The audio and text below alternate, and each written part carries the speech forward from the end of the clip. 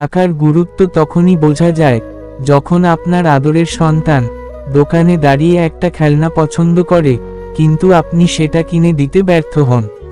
টাকার গুরুত্ব তখনই বোঝা যায় যখন কোনো অনুষ্ঠানে গিয়ে দেখেন শুধুমাত্র অর্থনৈতিক দৈন্যতার কারণে আপনাকে কম গুরুত্ব দেওয়া হচ্ছে। টাকার গুরুত্ব তখনই বোঝা যায় যখন শ্বশুরবাড়িতে গিয়ে বুঝতে পারেন আপনার তুলনায় অন্য জামাইকে বেশি আদর আপ্যায়ন করা হচ্ছে, কারণ সে ধনী।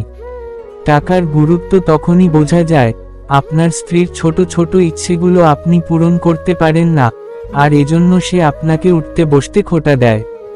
পরিবার নিয়ে রেস্টুরেন্টে খেতে গেলে বিল দেওয়ার সময় বুঝবেন টাকা কতটা জরুরি। যখন আপনার কাছে টাকা নেই বলে বন্ধুরাও আপনাকে মূল্যায়ন করে না, তখন উপলব্ধি করবেন কেন টাকা দরকার।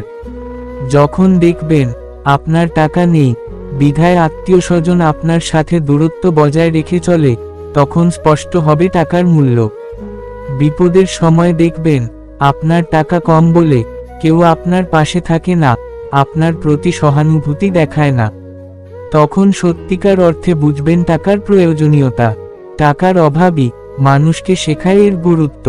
তাই নিজের অবস্থান শক্তিশালী করতে হলে টাকা কামাই করতে শিখুন, কারণ জীবনের 80% সমস্যার সমাধান টাকা দিয়েই সম্ভব।